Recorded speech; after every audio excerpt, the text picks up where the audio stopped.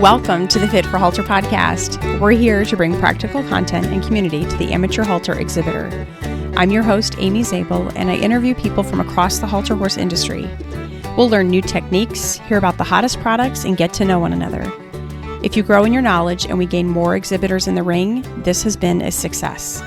It's a laid-back environment. Prepare to be inspired and maybe take some notes. Welcome to the Fit for Halter podcast. I'm your host, Amy Zabel, and I'm excited to present to you and introduce to you Karen Kennedy. She's the event secretary for the Breeders Halter Futurity, which is located in Des Moines, Iowa. So Karen, welcome. Thanks for being here. Thank you so much for asking me, Amy. I really appreciate it. Sure. I always am anxious to talk about the BHF. Good. Well, we are excited to hear about it today. So I'm going to do a quick introduction of you and then we'll get started. So Karen lives in Fort Smith, Arkansas with her husband, Ken. She's a graduate of the University of Arkansas with a BSBA degree in finance and insurance. She worked previously in the financial industry and managed the orthodontic practice for Dr. David Harper for 24 years. Karen has been the event secretary for the Breeders Halter Futurity for 14 years. This is the largest standalone halter event ever. Karen and Ken have one daughter. You know what, Karen? I neglected to ask you about pronunciation. Emily. Thank you. Who is married to Brant Grinnell, and they have one awesome granddaughter, Reagan. They all enjoy spending time together, particularly on vacations. Karen is very active with the American Paint Horse Association.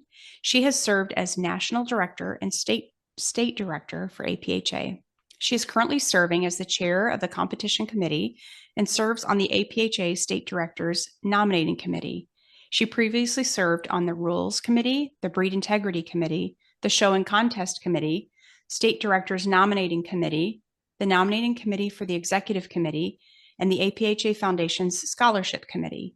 She's currently the secretary for the Arkansas Paint Horse Club and has served as the president of the Arkansas Paint Horse Club. Karen has managed many APHA shows, including the Paint Horse Congress, Tulsa March Mania Paint Show, and the Deep South Zone 6 Zonorama. She served on the Zone 6 Coordinating Committee for several years. Karen was the recipient of the 2023 Distinguished Service Award. Karen and Ken have a small horse breeding operation and have enjoyed raising several world and reserve world champion horses. Karen, thank you for your service. You are a servant at heart, that is for sure. We appreciate all of that. Thank you. APHA is pretty near and dear to my heart. That's what we started showing. And even though I have double registered horses, it's paint shows that we go to. Yeah. Well, that's obvious. Thank you for all of that.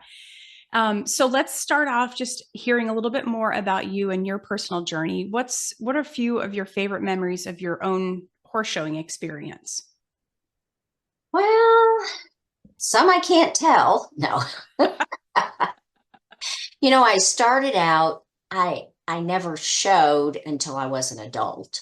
So my daughter liked horses and we got her a horse and I just kind of fell into showing with her. So we shared a horse for a while, which was hard.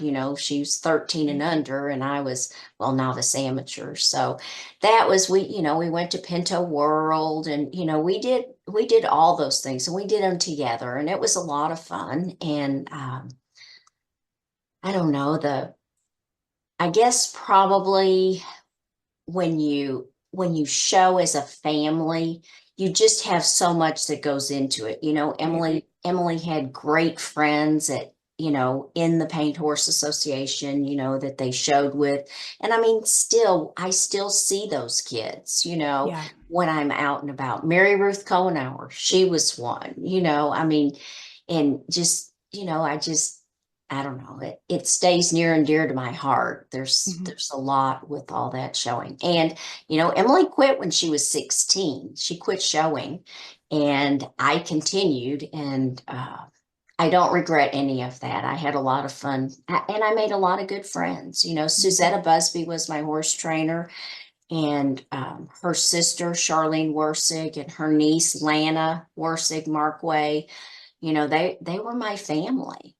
I was very, very close to them. It's amazing how many people express similar sentiment that the horse show world becomes a family or an extension of your family. Mhm.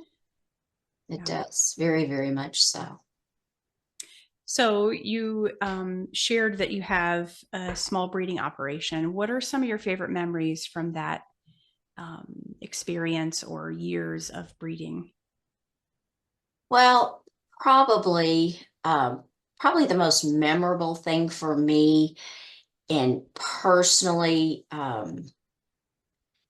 we had one mare that actually she was bought for Emily's 14 to 18 horse. We were Mm-hmm. riding with Clint Fullerton then, and I don't know, a lot of people probably don't remember that Clint used to have riding horses, but he did.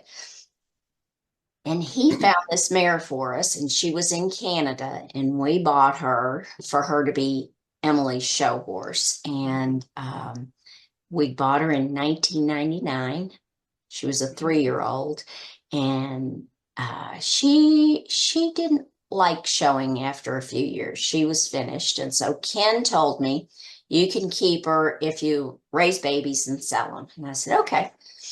So that's what we did. We started breeding Riley. The first baby, her registered name is She's a Real Pleasure.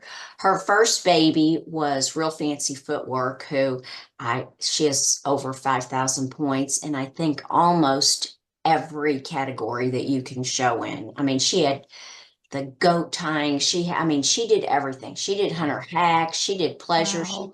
She was a multiple world champion in Western riding and trail and showmanship, equitation. I mean, and that was the very first one that Riley had. And then she just, I breed her to different studs, and they were all pretty well, I mean, most of them had very successful show careers, but probably the pinnacle of the whole thing with raising those babies is one year the world champion in the senior Western Pleasure and the reserve world champion in the senior Western Pleasure were both Riley babies. Oh, wow. And I don't remember what year it was. That's terrible. But Mike Hochtel rode Red Solo Cup, and Shannon Gillespie rode Seems Like Heaven. And we went to the picture booth and had a picture made. And it was that was like, same mare, different sires. It was, that was really special to me. It That's was funny amazing. because I'm sitting in the stands and they're calling one of them up first, the other one second, and then the next judge. And somebody turned to me and they said, "You need to take a picture of this because I can't believe these horses are 1 and 2 in here." And then they ended up 1 and 2 across the board. So it Wow. was What a fun. proud moment. Yeah. It was, that's kind of, and as a breeder, especially one who just really, I really only bred the one mare. I mean, I had a couple others and then I ended up selling them because it's nobody wants the other babies. There's one over. You know what I'm talking about, Mm-hmm. you know? Mm-hmm. So, anyway, it was fun. It was a lot of fun. That's great. Well, thanks for those contributions, even. I mean, imagine the enjoyment that those families, the trainers, so many generations of people have enjoyed showing because of your one mare. It's pretty. Mhm. It's pretty interesting. It's Yeah. funny because my daughter's name is Emily, but it's spelled Amalie. She's named Mhm. after my grandmother. And whenever we're the breeder, and it says Ken, Karen, and Emily Kennedy, and you can always tell if it's someone who doesn't know us because they always call her Amali. And so this last week during the paint world, I was getting texts from people, "Oh, another announcer doesn't know how to pronounce Emily's name." It's funny because they did, she still had some that were winning some prizes at the paint world. So that was Wow. cool. Mhm. That's fantastic. Yep. Well, Yep. thanks for sharing. Good stories. It's She was good. a good girl. Yeah, sounds like it. She was a rock star. She died in 2022, February of 2022. Mm, That was hard, but I bet. yeah, but she was special. for sure. Um, so as we transition to the BHF and learning, and I don't want to take that for granted, the Breeders Halter Futurity, we consistently call it the BHF. So we'll transition to that and just dig into not only that specific show, but learning more about futurities in general. So if we have a listener who doesn't know what a futurity is, can you just tell us kind of the broad overview of what a halter futurity program is and how it works? Okay. It's generally set up where the stallions either pay money or donate a breeding that people will bid on to buy, and then only the foals by that stallion are eligible to participate. And the money that is raised either by selling the breedings or by the stallions paying to participate is where the purse money comes from. A lot of it, not all of it, but a lot of it. Okay. So then what is the mission or some primary goals of the Breeders Halter Futurity? Well, our purpose, if you go to our website, breedershalterfuturity.com, it does tell that our purpose is to promote the breeding of quality halter horses that will be marketable in today's horse industry and to create an event that is appealing to the general public. And actually, the BHF started out as an amateur futurity only. And Okay. then a lot of people came forward and said, no, y'all need to do offer open classes as well. So they did, made an open division also, but we really I call it the regular BHF, which is for the amateur and open, and there's a limit on the number of studs that can be in the amateur. And if you're in the amateur, you have to be in the open. So the people who have the amateur slots that they own, there are 10 slots, and I have 8 people. Jerry and Penny Robinson have 2 slots, and Kathy and Steve Headley each have 2 slots, but then everybody else has 1 slot. So there are 10 of those slots, and then we lease out other slots. So Carrie Boss has 2, Jim Ray has 2, Vicki Livesey has 1, and Jerry and Penny Robinson have another one. There are lease slots. They have no ownership rights, but those horses can participate in the amateur. So we have like the regular BHF that has the amateur and open, and then we have the color division, which also has amateur and open, but the people who have those amateur slots do not have any ownership rights. It's just to be able to participate. So the money that is paid in by the amateur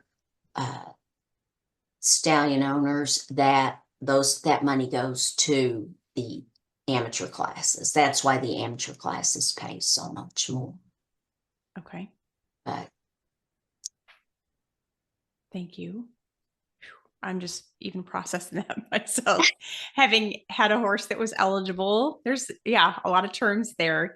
it can be very, very daunting. It can be, really confusing to people, particularly when somebody's just told them, oh, your horse is eligible for the BHF. And then, I always encourage people, call me, because it's a lot, in texts and emails. And then a lot of people send messages through Facebook, which I don't like at all, because then I don't know, I don't know what they're really talking about, because it's hard to carry on a big conversation on Facebook where it shows up and everybody sees it. I'd rather have a one-on-one, because a lot of people don't understand. I mean, I get emails all the time about, and I'll say, give me your phone number and I'll call you, because it's a lot easier for me to explain it to you than for you to maybe misunderstand or misinterpret what I've said. Because like you said before, terms,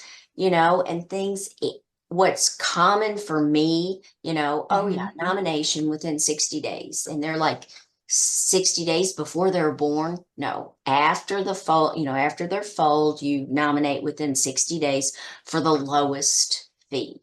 And there's just so much. There's the stallions all have to be nominated, the foals have to be nominated, and then we have mare power that we offer, which the mares are enrolled in a separate program, which makes their foals eligible for more classes. So it's, there's a lot to it, a whole lot. So I try to help people, I promise. It's just, sometimes I'm frustrated because they hear things from other people and then they'll say, oh, well, so and so said. And I'm like, no, no, listen, go to the website. Go to the website and look. And the BHF is really geared towards amateurs.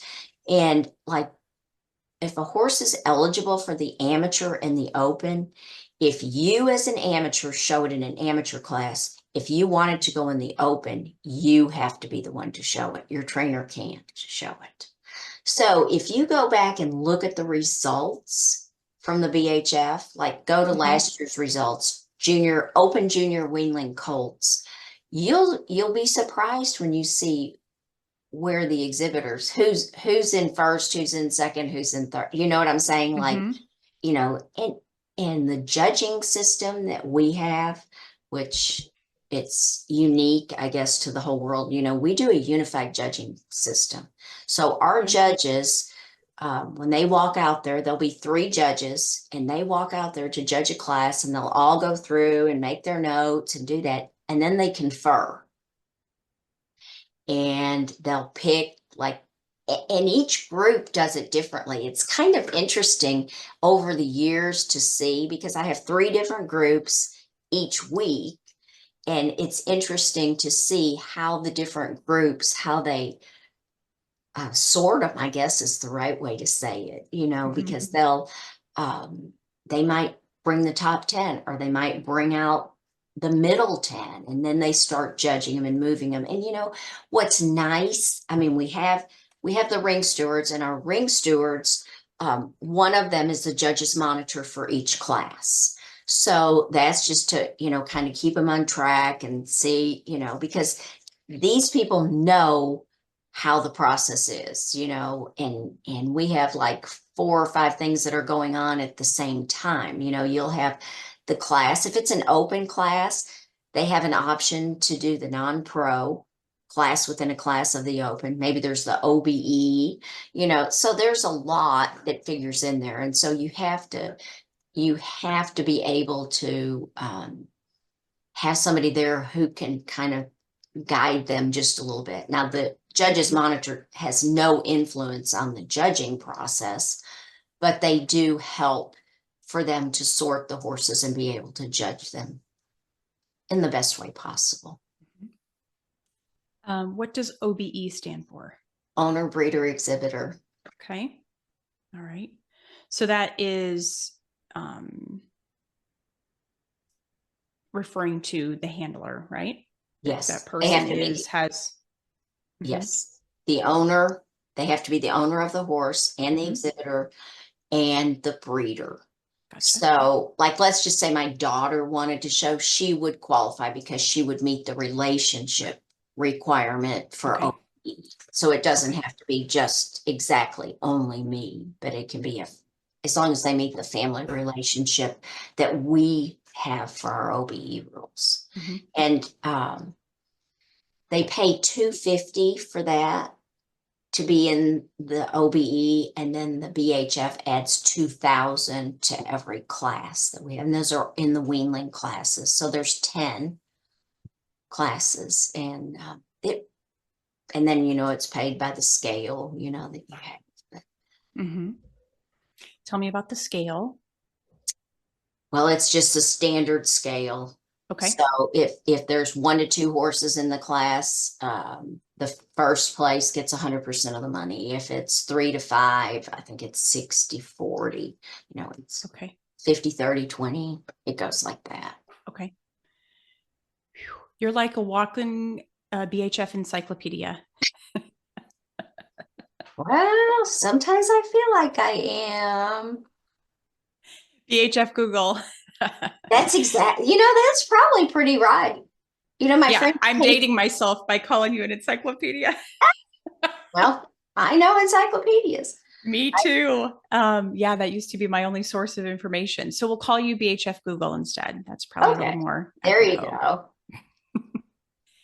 Well, thank you. I know that we'll hear more as we move through our conversation, but ooh, that's a lot to manage for an amateur. Yes, and most people, I mean, truthfully, on the OBE thing, a lot of people think if they own the mare when they fold, Mhm. they're they're the breeder, but they're not. It's the person who bred the mare. Okay. So well, I bought this. Well, that mare was in foal when you bought it. Now, Yeah. some people change the transfer, backdate the transfers back before the breeding date. So, that, but whatever the papers say, whoever the breeder is, that's who Yeah. can Okay. participate in the OBE. All right. Well, a little rewind. How did you get involved in the BHF from the Well, beginning? kind of a funny story. Do you remember the Tulsa March Mania show? I don't, not familiar with that one. It was a very large paint show, and it was in Tulsa every March, and it was a great, great, great show. I loved it. And I managed that for 8 years, I think. Mhm. I think that's right. 7 or 8 years. But anyway, one of the vendors was Georgia Snow. She owned Snows. Do you remember when? Anyway, No, I don't. Georgia. Okay. Well, she Sorry. she sold that business, but Okay. she was one of the vendors who I had a really nice relationship with, and she called me and she said, "Okay, so we are starting this futurity and we need somebody, we're all breeders. That's all we are. We don't know how to run a horse show and we need somebody to help us." And I said, "Well, what do you mean?" And she said, "Well, we've got all our rules about, who paid in and, blah, blah, blah, and did all this." And so she said, "But we need somebody to help us like get the horse show going." And Chad Buse, who I'd never met, him and his wife Tiffany, she was actually taking the nominations and the entries, and they asked me to help them get the show going. And they were having it in Des Moines during the Iowa Quarter Horse Show. And they had their show in Futurity at the same time. And I think there were 4 classes, 6 classes. And they paid out $250,000 or something. So anyway, I helped them get, okay, we need this and this and this, and who's their announcer, and we got the whole thing lined out, knew when our classes were, and Tiffany had taken all the entries. So, everything that was all it was all organized. And then I was to keep, at that time, they kept the judges, nobody was supposed to know who the judges were. So I was the one who drove the judges back and forth to the hotel. I flew to Des Moines, and Clint Fullerton was one of them, and Bob Kale, and oh my gosh, he just passed away. Jim Fuller. And so I spent, time with them, and we, got everything. It went very, very well. And then the next year they got their own dates. And so that's when but I was there, I worked for them for the very first one. And then at the time I was managing Dr. David Harper's orthodontic practice, and he had purchased a home in Florida, and he was starting to kind of, back off. We averaged working 2 to 3 days a week is all we did. And so I fit in the horse show thing more and more, And so um, he sold his practice, And I went to work for the new orthodontist, and I worked for him for almost 90 days. And that's by that time we had added the National Halter Championship show, and I did all that. And then um, Tiffany was still working some, but I had stepped in and had taken over. I think she was still doing nominations and I was doing entries. I think that's the way it happened. Anyway, I was not very happy working for the new orthodontist. It was not, it it wasn't a good fit. You know, when you work Yeah. for one person for 24 years and he's at the top and you're used to doing things at a certain way, I just I was having a hard time. And Ken told me, he said, you need to just quit. You need to quit. And so anyway, I decided when I came back from working at the BHF that I was going to quit. And so I got to Des Moines and I was working. And one day I told George, I said, well, I'm quitting my job, at the orthodontic office when I get home. And about 15 minutes later, Chad came to me and he said, we want you to work for us as much as you will. You know, um, Tiffany really doesn't want to do, a lot, all this. So anyway, I took it all over and that's where we are now. And that's been well over 10 years, I guess. Long Yeah. time, long time. But I'm crazy. I am. I am. I eat, sleep, and breathe this stuff, and it'll be 9:30 at night and my phone will ring or I'll get a text from somebody. Hey, I'm looking at this horse. Can you tell me if they're eligible? And I'll come in here to my office and I'll look and see and I'll text them back. And then later on, I'll say to Ken, can you believe somebody texted me at 9:30 at night to find out if a horse was eligible? And he'll say, yes, because you give them the answer. You're encouraging it. And I'm like, well, I guess you're right, but it still doesn't stop me from doing it. No doubt you love it. I do. I do. And we're better because of it. I don't know about that. Well, we appreciate it. We appreciate it. It's well run. So when you think about the BHF in a calendar year, tell us about the rhythms or the regular kind of activities that happen throughout the course of a calendar year leading up to the show in the fall. Well, in October, I start contacting the stallions to see if they want to participate for the following year. So Okay. October, I'll just say October 2024, I started Mhm. contacting stallions, and then new stallions and people who have called me during the year. I think I want to put my horse in the BHF. How much is it? And, it's all different, Mhm. because if you're in the amateur and you own a slot, it's this fee. If you lease a slot, it's a different fee. The open is an additional 7,500. In the color, amateur and open, it's 15,000 a year. If you do the color open only, it's only five. So it's kind, and you have to have color papers to participate in the color division. So it's all kind of, so you start out with that, and those are due by December the 1st because advertising, you have to have everything done for your Mhm. advertising, and people want to know what studs are participating, Right. you know, before breeding season starts. And of course, we're real strict. Our breeding season cannot start until February 1st. Mhm. But, I mean, people are trying to make plans. And, Mhm.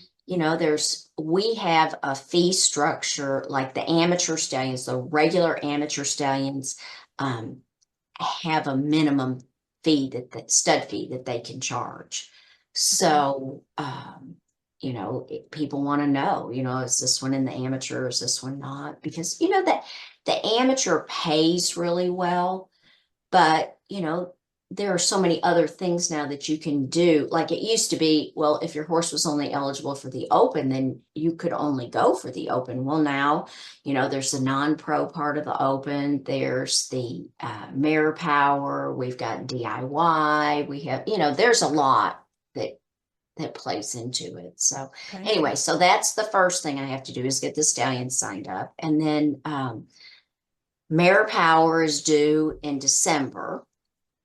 And Mare Power, I know we'll touch on that in a minute. But anyway, Sure. Mare Power is due in December. Uh-huh. And then, foals are, a lot of them are born on January 1st, as you know. And the first nomination deadline for weanling foals is within 60 days of foaling. So if your foal is born on January 1st, traditionally, within 60 days, you have to have it nominated for the $200 fee. If you miss that, then by June 1st, it's $300. And then every month it increases until it gets to be September, and then it goes to, after September 1st, it's 800. And Okay. foals have to be nominated every year. So you sure don't want to miss the weanling nomination, even if you're not going to show the weanling year, because otherwise there's no catch-up fee. There's nothing, Okay. you're stuck, really. And then after, it's kind of a tricky thing. We have started doing our judge selection by a survey. Okay. And people who show at the show will get the survey, and then they fill it out and I get all the results. So you don't want to do it right after the BHF because they're all going to the Halter Million. And then you've got the Congress, and then you've got the World Show. And so you have to try to eke it in after the World Show and before the Christmas holidays, sometime in there. And so then um, I normally give them about 2 weeks to get those back to me. And then I'm hiring the judges December, January-ish. Hmm. Um, and then this year I was working on our new online nomination program and Okay. our new online entry program. So that took up a lot of time, and then, the nominations are due and then entry deadlines, so I mean, it just, I used to have kind of a real downtime, but now I really don't anymore. Between doing the advertising, and Jennifer Horton does all our ads, and she is awesome to work with. I mean, you couldn't find anybody better than Jennifer to work with. And she does a great job, and she's really timely. And, so anyway, but yeah, I have lots of deadlines. And, like with um, ordering the trophies. Hmm. I order those trophies pretty much right after we leave Des Moines, because we order so many Mm. trophies. And then Okay. the red rose neck ribbons, and I have somebody who does those. Actually, Jim and Georgia Snow and I went to Tulsa to the Arabian Nationals just to kind of see, if they were doing anything Hmm. really nifty that maybe we should think about doing. Have you ever been there? No, I haven't. Oh, you have never seen what they do. I mean, honestly, it is unbelievable. And there were these people, and they had these red rose neck ribbons, and they were beautiful. And so I was like, oh, that would be really cool. So that's what we do for the grand champions now. So Okay. um, I don't like to steal ideas, but that one I did. That sounds awesome to be It able was to fun. It walk was that out. Yeah. But the belt buckles, Uh-huh. Eddie Harris does all our buckles, and they're beautiful and exceptional. And then I have to order all the neck ribbons. And, now Mhm. it's really getting down to crunch time for me for sure. Okay. I'm right at 2 months and I leave for Des Moines. That's when I become an Iowa resident, is in September. And I love Iowa. Now my husband goes with me. He's the stalling manager now. Okay. He's in charge of, well, I take all the stall reservations and I do the stall chart and I do all that. But when we get there, it's all him. And he's in charge of the bedding. So every stall comes with 7 bags of bedding in the Okay. feed. So then when people want more bedding, because you know how ultra horse people are, they want lots of bedding. So that's all he does. Runs around, does bedding. And well, that's really not all he does. He does a lot of honeydews too. Can I imagine. promise. I promise he does. But we enjoy it, We always stay at the same hotel. We stay where the judges and the staff are, and there are great restaurants in Des Moines. If you go, I will give you a list of restaurants. Okay. And Andrea Olson is a good friend of mine, and she, they're real foodies. She and Eric. Oh, I didn't know that. Oh, yes. Good And so, tip. and so one day I told her, I said, "Oh, you have to go to such and such." And then she'll tell me, "Oh, we went here." I mean, we're always sharing. Like they have Fong's Pizza. Oh, it's I've like never an heard of it. Asian influence pizza. Oh. Oh, it's delicious. It is. So we might Splash. have to share some of the restaurant tips with our friends on Facebook. Oh, I mean, I can tell you there are a ton of them. Okay. Barra's is homemade Italian food, and it's in a house, in a Mm. in a like a neighborhood, and they have the best food. Splash seafood restaurant downtown, awesome. That Now or Later restaurant that's right across from the showgrounds, from the Iowa State Fairgrounds. It's delicious. I mean, there are a lot of really great restaurants there. I promise. I I promise. love it. Well, now I'm hungry. Me too. Me too. Oh my goodness. So, you mentioned a little bit about entries and some deadlines. Where do we go to submit entries? Well, if you're really crazy about filling out papers and mailing them to me, you can do that. But if you're going to Okay. pay with a credit card, you have to do it online. Okay. And it's a neat program because um everybody has like their own account. Mm-hmm. So you go and sign in for your account, and then it'll have all your horses listed on there. And it'll say, like, you have a dashboard and you go to it, and it'll say, this one needs to be nominated, this one's ineligible, because like if you didn't pay something up, or Okay. if you sold something, you can say, oh, I sold this one, horse sold or horse deceased, or, anyway. Mm-hmm. Mm-hmm. So when you go to do the nomination, you'll go to your account, like online nomination is across the top, and you just click on that. And then there's a drop down and it'll have your horses listed. And you just click like, you know, whatever horse you want Mm-hmm. to nominate. And then it'll tell you if it's eligible for amateur and open, open only, color amateur and open, color open only. You click it, and then you go to check out, proceed to payment. You hit that, and then you have three options. You can pay with your credit card, charges 4%. You can do an ACH payment where you just put in your banking information, Mm-hmm. 1%, or hit mail a check, and you can mail a check to me. And then it's tied into QuickBooks. So when I get your check, I just go in there and just go to QuickBooks, and then it goes back to the website and it says paid, paid, paid. It's awesome. And the online entry program is exactly the same thing.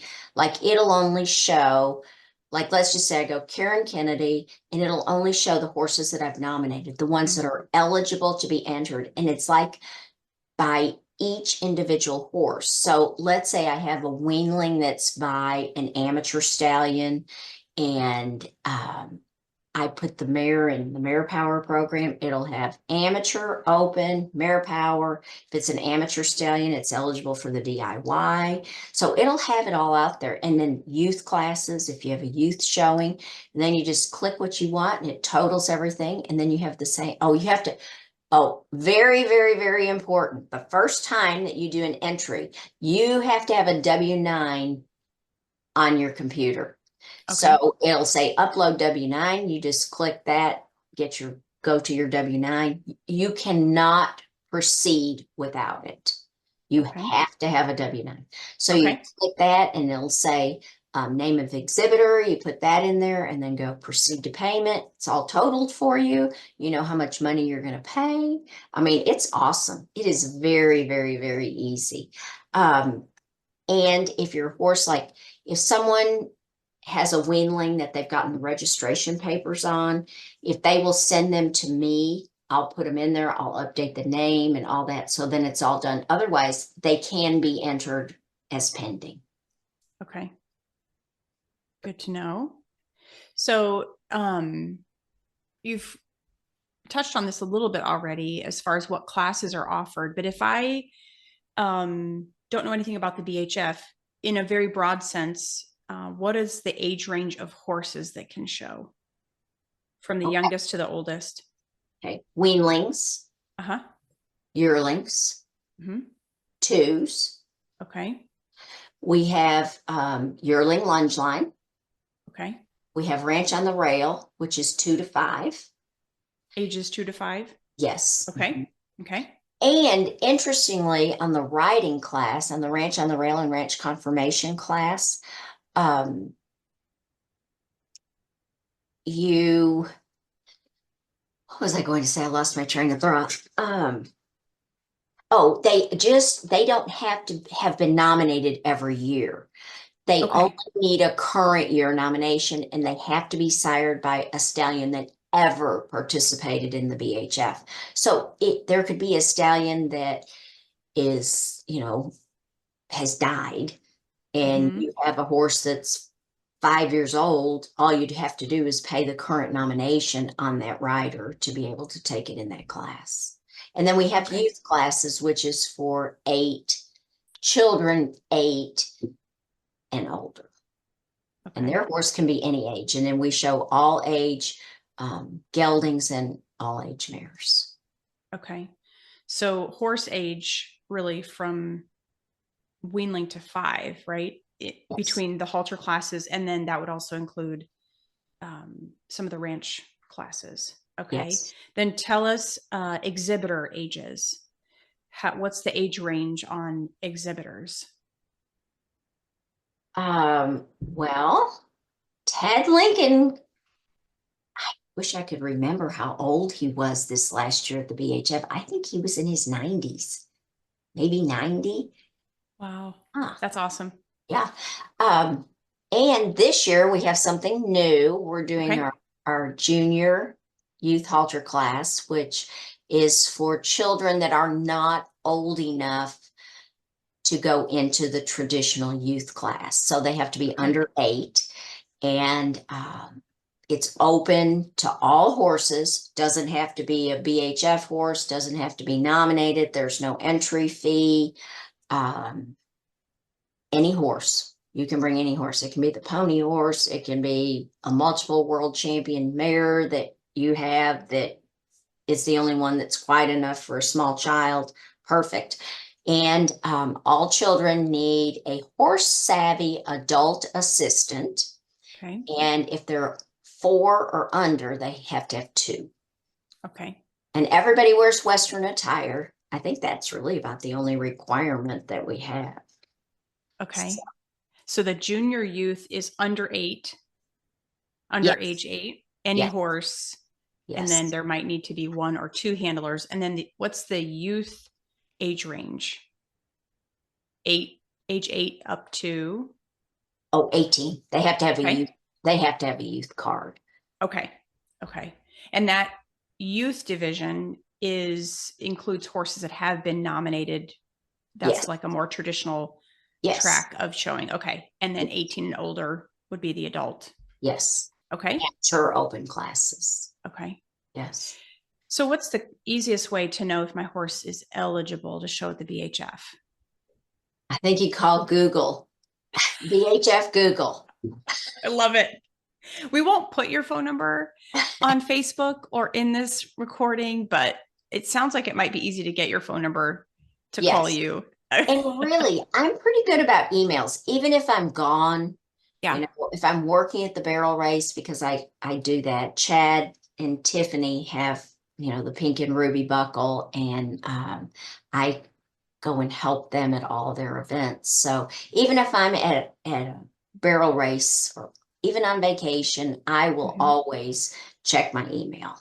So, Okay. and I'll respond and say, I'm on vacation. I'll help you as soon as I get home. Or, if I can access my info, I can always find out. Okay. Good to know.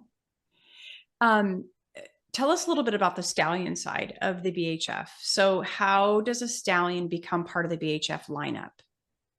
Okay, well, the amateur slots are the 10, the 10 Okay. the people own.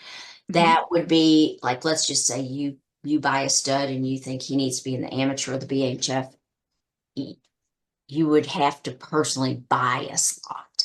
Okay. Or else, we do have the lease program, and right now we have 6 in the lease program.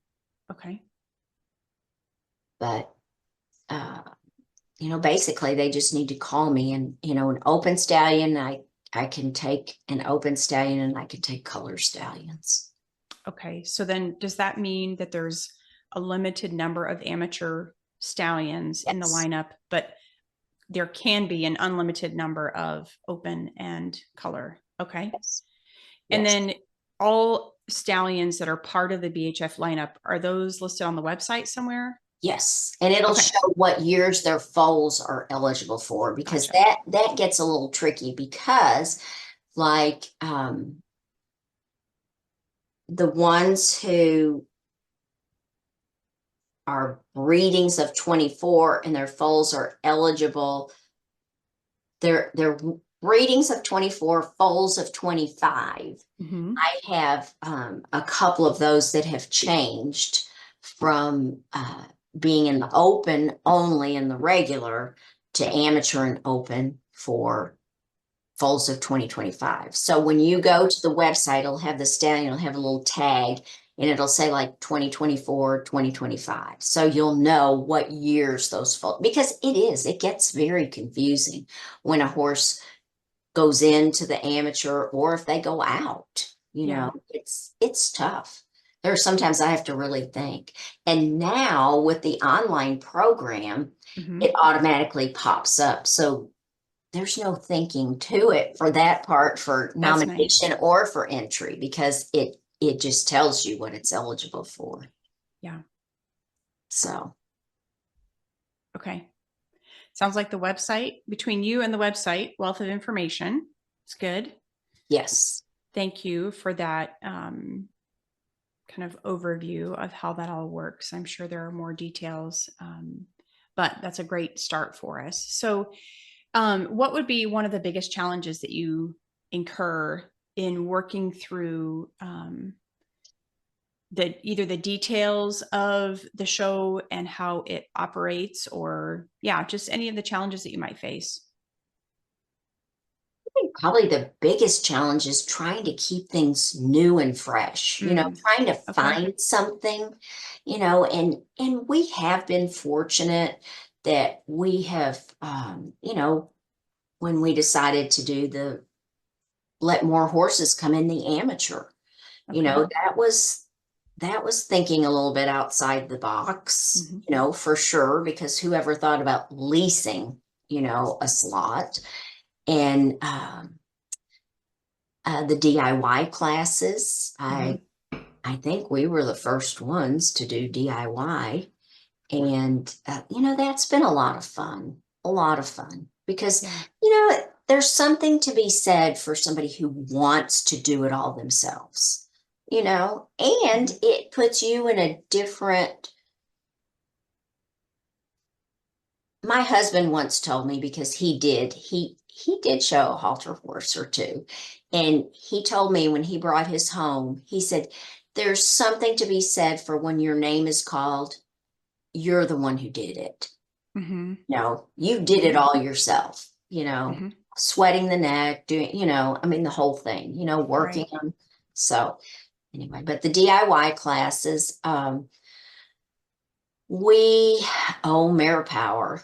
Mare Power this is such a fun class, because really, it's all about people who think a lot of their mare, Mm. and a lot of these people sell those foals, but it gives them another class that they're eligible for.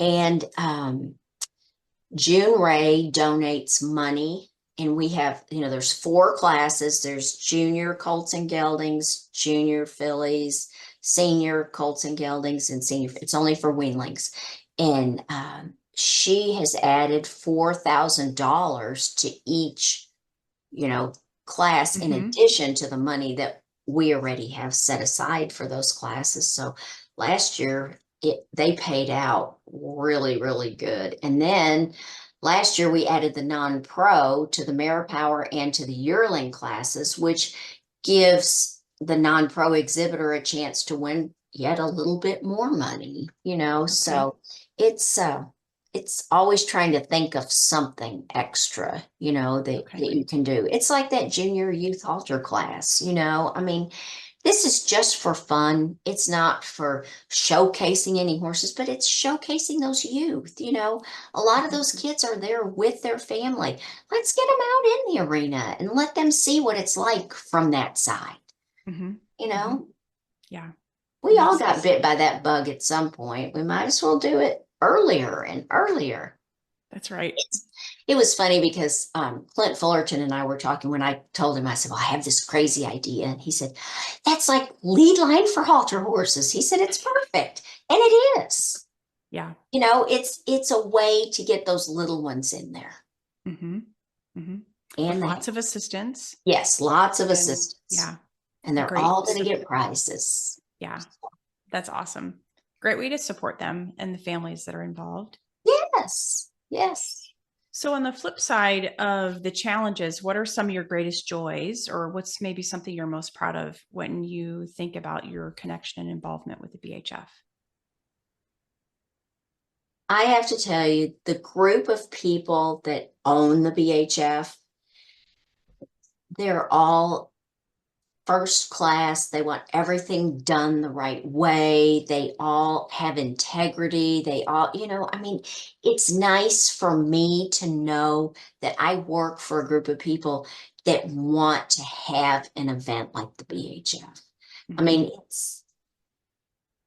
I, I can't think of anything they've ever told me no on. That sounds bad. I probably shouldn't say that. But I mean, like when I came up with let's do a yearling lunge line. Because, I mean, truthfully, not every halter horse is going to go in there and be a halter horse.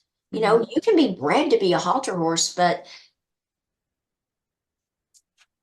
you're not going to be in that top 10 or 15 or whatever. And everybody wants one that's at the top. Right. And so they're great movers. Let's showcase that. Let's do, I mean, really, they're a great group, and they all work hard. Every one of them. We do, like when I get to the BHF, oh, I'm really crazy. But anyway, when I get to the BHF, the first day it's me, and now I have a cargo trailer and I have all my stuff in the cargo trailer. It's all right there. I can touch it. I know what I have, all that. And we get there, and I have a great coordinator at the Iowa State Fairgrounds, Cody Marsh. He is awesome. He helped me unload the whole trailer last time. Yeah, That's awesome. he's great. And then Ken gets busy in the barns, making sure on this, and they start bringing in all the bedding, and he's doing this and doing that. And I get out my tablecloths and arrange my tables, and then, get everything all set up, computers, in their little boxes right there for when Jackie and Julie get there. And it's just, the whole thing. Georgia always comes early, and we get started writing checks. My phone's ringing off the hook. Everybody, a stall reservation form will have on it move-in day. I'll get 15 phone calls. Now, can we move in on Saturday or Sunday? It's Saturday. It's Saturday. See you then. See you then. I mean, it's just the whole thing is a process, and for Yeah. me to be able to, see, I work on it all year long. And the horses, like I'll see pictures of something on Facebook, but, to me, every horse is personal. I mean, I know I'm the one who makes the little label for the owner's name on the file, and I do the little, the horse's name on the back of the number, and and then I get to see this all come together. So that's probably the most rewarding thing for me is year after year, that I get to work for a great group of people, and we work together, on on Sunday. The horses move in on Saturday. On Sunday, we have set up. That's when, well, the trailers. Have you been there? You haven't. I haven't. Okay, but you've seen the pictures. You know how we I have have. the trailer, the Uh-huh. Gary and Tammy Rock are awesome, awesome people, and they donate two trailers, 1 year's use to two BHF exhibitors, which is awesome. And the trailer is there, it has a little white picket fence around it, and there's, all the Ken does all the landscaping stuff, and then we have all the stallion posters are up on the back wall, and there's a little white picket fence and all our banners thanking our Yeah. sponsors. And but the setup, and they bring the trophies on Sunday, and we shine up all the trophies. And when you're opening up all those boxes of trophies, oh my gosh, it's a mess. It is a mess, but you get to see it all come Sure. together, and we're all there working together. That's the really nice part, you know it's Mm. fun. I'm very, very fortunate, really, to be able to do something in an industry. I love the equine Yeah. industry. Yeah. So I'm lucky. Blessed, I guess is the right word. Yeah, you are. But I think it helps us to know what's happening behind the scenes, the amount of people that it takes, the community that you've established. I think that all builds into the anticipation of being a part of it. So thanks for sharing. Are there any trends that are happening in the halter industry, in particular, like the shows in the halter industry that are exciting to you? Trends. Well, I'm thinking. I don't know about real trends. I mean, I Okay. think, well, I will tell you this. I do think that we're getting to more refinement. Okay. That's a good word. You know, Yeah. I remember, Gary and Linda Gordon were very, very good friends of ours. And they both always told me a mare has to look feminine, and I think we're getting more and more Hmm. where there is a lot of refinement Yeah. That's a good word. in our halter horses. Um, do you see any other either trends on the horizon or changes in our industry just as a whole? Maybe not necessarily about the horses themselves, but management of shows or events. We hear that our numbers are declining at some horse shows. So anything that is kind of on the horizon in your mind as far as changes to come? I do think that we are, our whole industry is turning more to where can I make money? Mm-hmm.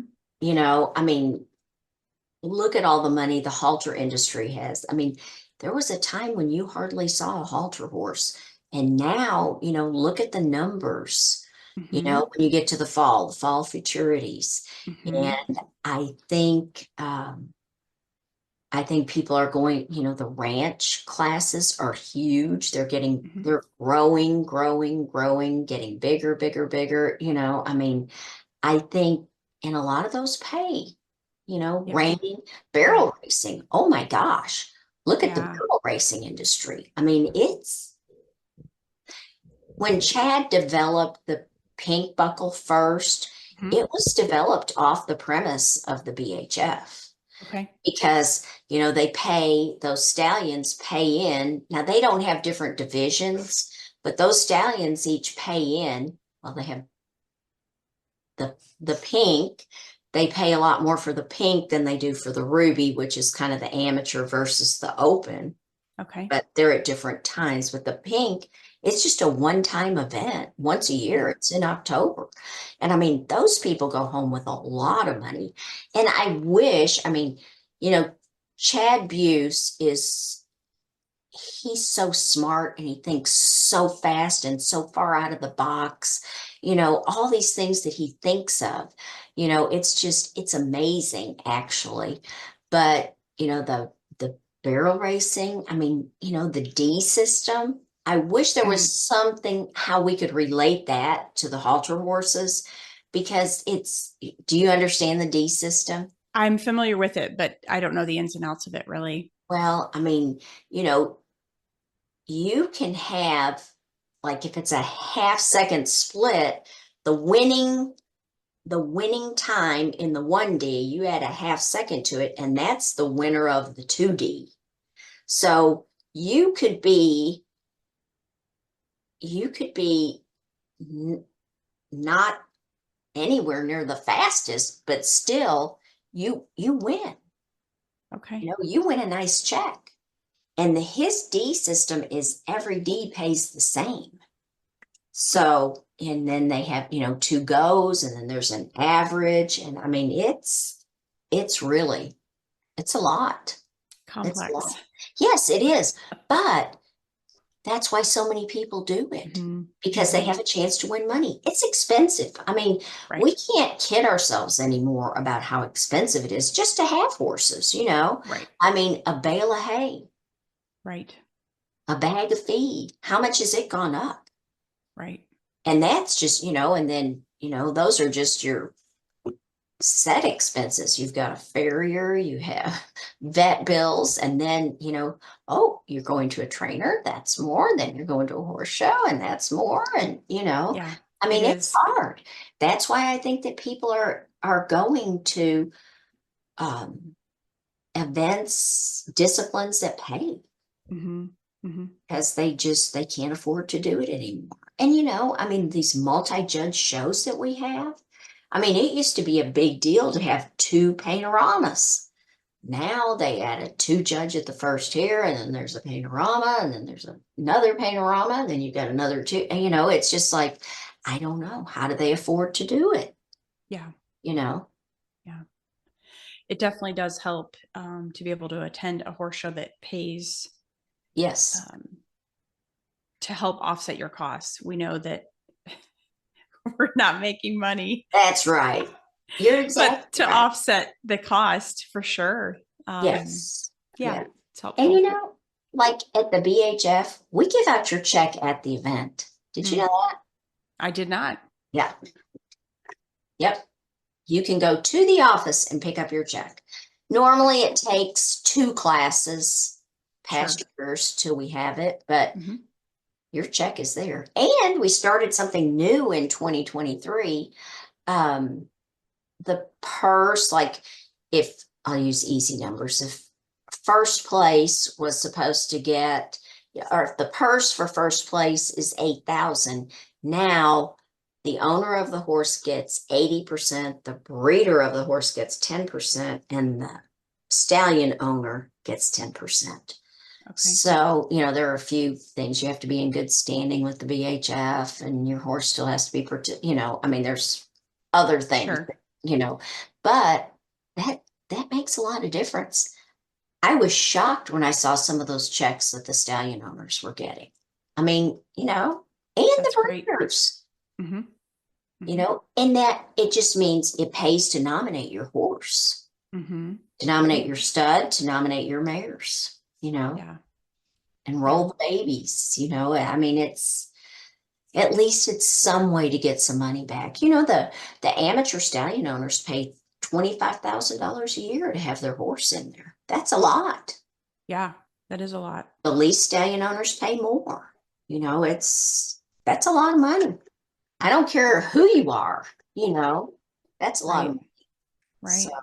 when Yeah. you can get a nice check back, it pays. And I don't really know of anybody else who does that.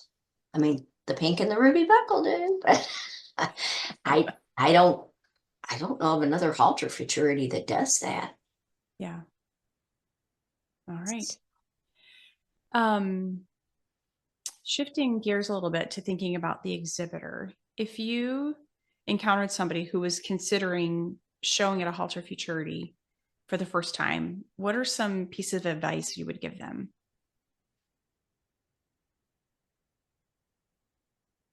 Well, basically try to understand the program first. Hmm. You know, Okay. don't be afraid to ask questions. Just it may seem like you're out in left field and you don't know what's going on. Well, I don't want anybody to feel like that, and they're going to feel more comfortable if they have you know, a good understanding of the program. So Mhm. I would say if you're going to go to a halter futurity, you need to try to understand the program as much as you can. Learn the rules, you Mhm. know, that's that's probably the biggest thing is to understand. And it's hard. Each futurity has different rules, so depend Yeah. on the people who are there, ask questions. Yeah. It's good. If you encounter somebody who thinks they might want to become a show manager or an event secretary or somebody who's involved in the administration behind the scenes running the event, what advice would you give that person? You better enjoy your job. Truthfully. I mean, Yeah, it's like when you go through the drive-through somewhere and somebody's grouchy and, they don't yeah, enjoy their job. You it's need to true. enjoy your job. If you don't enjoy it, and you can't be a dictator. You can't tell people this is the way this is. You have to try to explain things and work with them. Yeah. So that's what I would say. If you don't enjoy So, it, and truthfully, I will tell you this. I can't imagine. Now, I had a lot of business background mhm, before I went into the horse show managing, and I was in the junior league, and I had a lot of chairman of this, chairman of, I mean, mhm, I had a lot of like committee work and things like that that gave me a background. But if you don't understand horse shows and horse showing, it really puts you at a disadvantage for sure. yeah, No, it's just like the first time I went to the barrel race, I was like, holy moly, what have I gotten myself into? And now, I mean, it didn't take me very long to figure it out because I knew at least I had a horse background, mhm, equine. I had some knowledge of, the horses and registration papers and, all that. But um, yeah, it took me just a little bit. I was like, oh, this is a little different, But yeah, and now I know a lot of the barrel racing people. And the first one that I didn't go to was the one in Utah, in South Jordan, Utah, in June because I went to Linda Gordon's Hall of Fame. mm, They mhm, had the APHA Hall of Fame banquet, and I went there since I was the one who had nominated her. And I did not go to the barrel race. And I had people texting me, "Hey, we miss you." It's funny. yeah, You get to, there are a lot of paths that cross a yeah, whole. absolutely. You mentioned keeping things new and interesting as a potential challenge, and maybe that's industry wide. In light of that, what are some of your goals for the future of the BHF? I realize you're a part of a team and there's a board and owners, but if you had to describe a couple of your own goals, thoughts, or hopes for the future of the BHF, what would those be? Oh boy. Well, I just hope we continue to make a contribution Mm, to the halter industry. Um, I I think we have set the stage for a lot of things. We were the first ones to offer the DIY. We were the first ones to offer the yearling lunge line. mhm.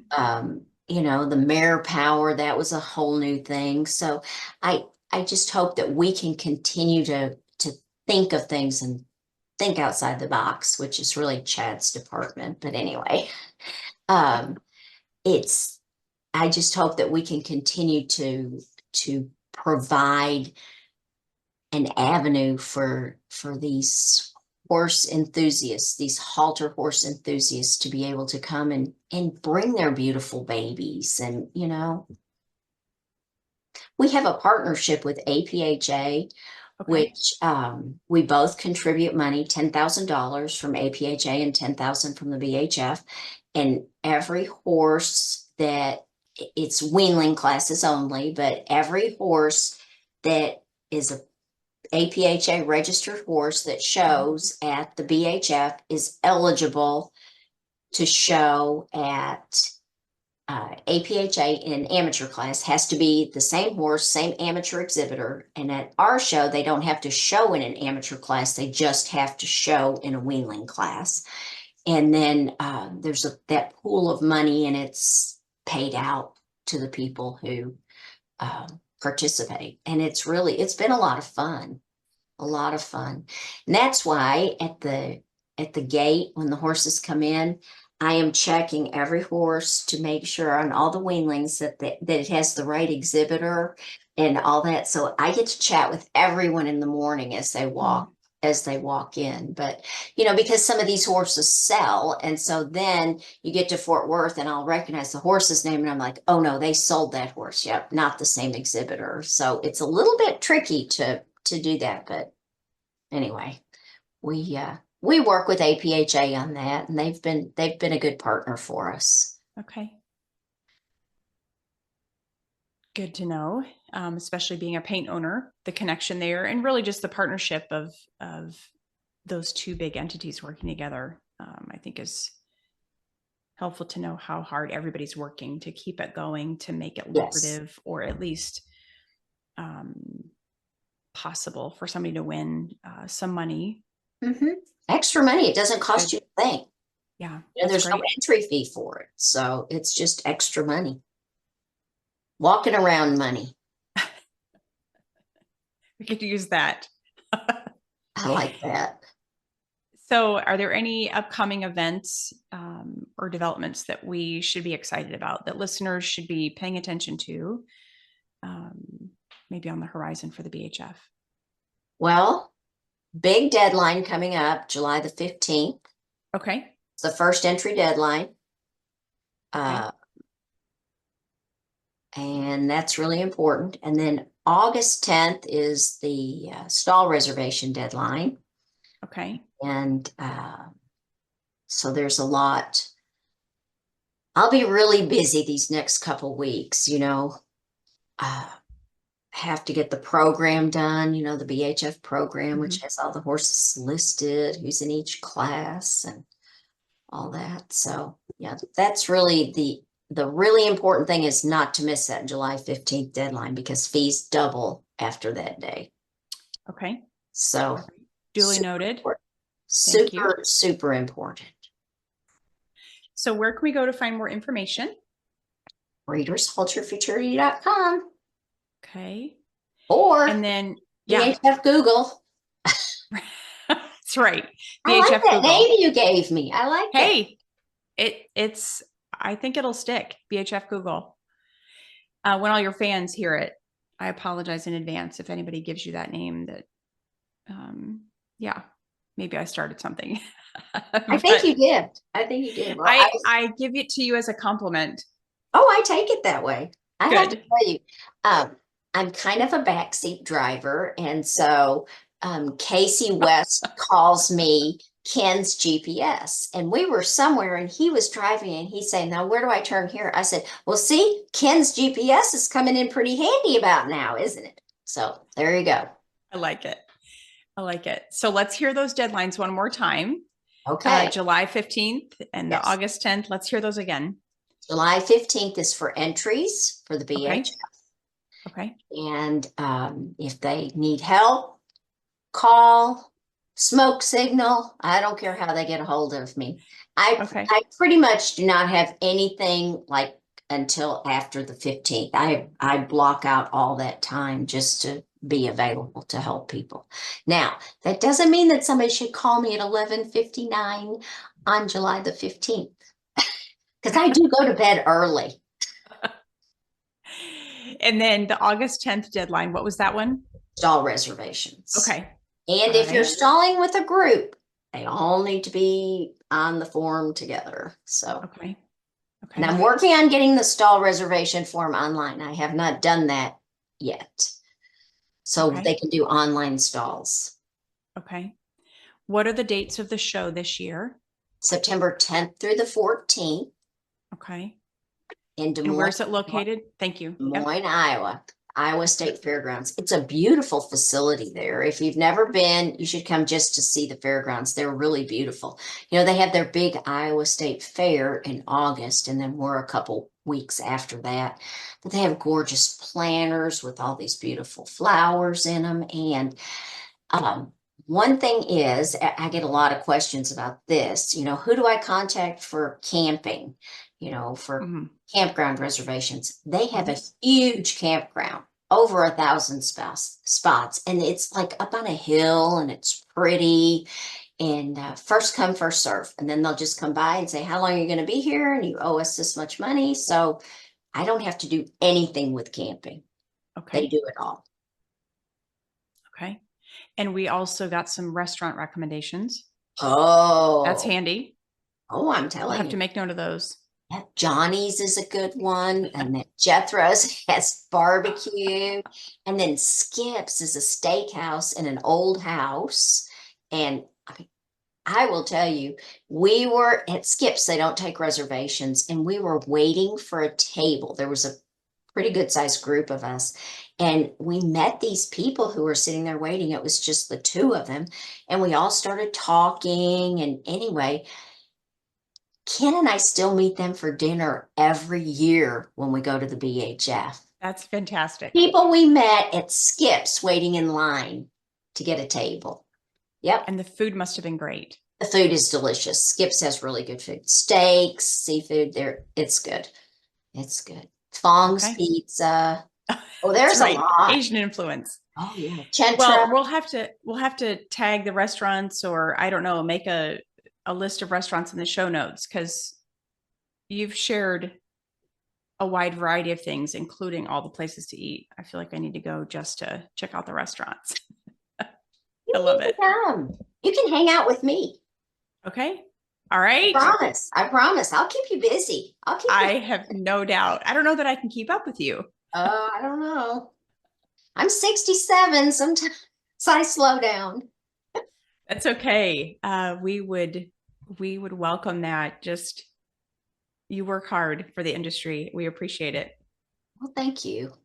So, Karen, thank you for not only your long-standing investment in the industry, but your time in this interview, this conversation, so that people from all aspects of the halter industry can not only get to know you, but get to know the BHF and experience some of this welcoming environment that we have, and hopefully encourage more people to show, from the little tiny people that we have up to the adults, grandparents that we have that are enjoying horses as well. So thank you. Thank you. I've enjoyed it. Well, good, good. Hopefully see you in Des Moines. I hope so. All right. Thank you.